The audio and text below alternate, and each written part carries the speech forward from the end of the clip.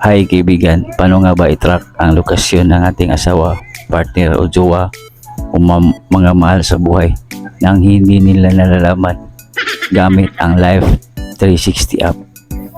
Viral sa ngayon kaibigan ang mag-asawa na nahuli niya ang kanyang mister na may kaliron-liron sinta buko ng papaya. Tingnan muna natin ang video na sinasabi ni ma'am na legit na app na panghuli ng partner. Paraan ni kamo mangduha na i-tracker. Di ninyo ha, Live 360 na siya. Ipang-download na ninyo kay gamit siya na siya. Mo-download mo sa inyo pero i-connect. Hay nako, para sa ating pagpapatuloy, kailangan mong tapusin ang video. Huwag kalimutang i-touch ang notification bell at subscribe button para update ka palagi sa ating pagtuturo. Tara, let's go! I-download mo lang sa iyong phone ang Live 360 Live Location Sharing. Ibigan, mata-download mo ito sa Google Play Store app. At mataas nga ang rating nito, 4.7. Tatlong guhit na lang para maging perfect ang app na to. At with 100 million plus downloads, makikita natin ang ratings na madaming nag-rate nito na maganda talaga ang app na to. Nakakahuli ng partner. At install lang natin. Pagkatapos mong ma-install, i-open mo lang, then i-tap mo lang itong get started. Then ilagay mo lang yung cellphone number mo. Pag nalagay mo na ang cellphone number mo, tap mo lang ang continue. Pag nalagay mo na ang iyong pangalan at apelyido, itatap mo lang ang continue. Then add your email. Lagay mo, pag nalagay mo na ang email mo kaibigan, itatap mo lang itong continue. Naka-create ka ng password kaibigan, itatap mo lang itong continue. Tap mo lang itong continue ulit.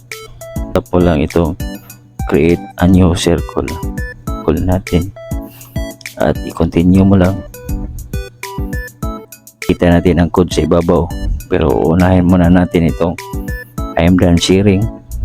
Piliin lang natin itong partner. Yan. Then, mag-a-add tayo ng photo. Add lang tayo ng photo.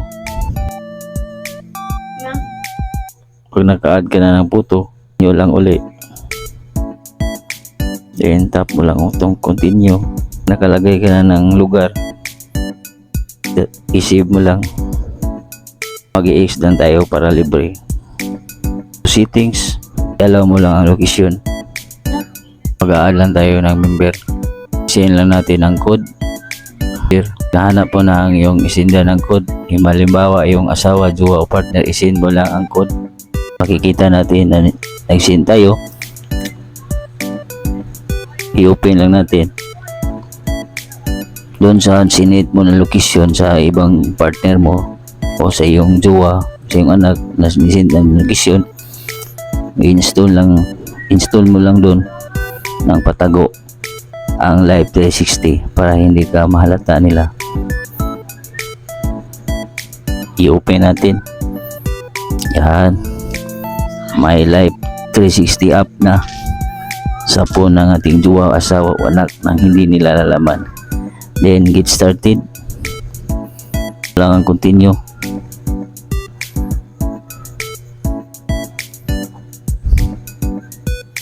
Tap ang continue. Email. Tap mo lang ang continue. Create a password. Maglagay lang tayo ng password na tap lang natin ang continue. Ito. Continue lang natin. Ilagay mo lang ang pangalan. Makikita natin ang picture natin kanina na nilagay natin sa kabilang phone. Join lang tayo. And ilagay mo lang dito sa akin anak.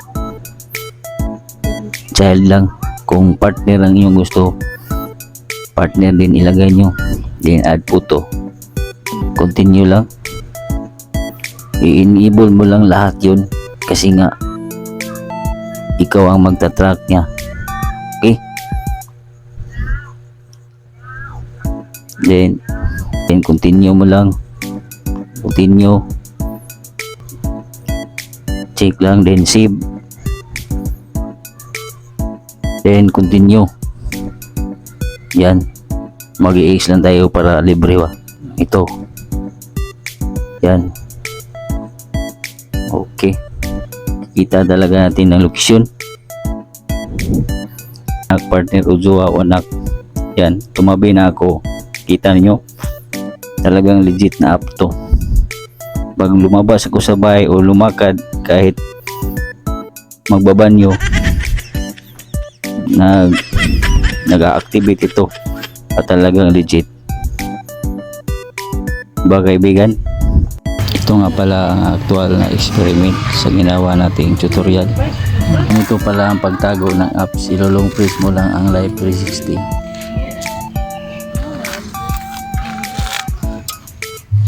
at ilagay mo lang sa folder, then puntahan mo lang ang settings,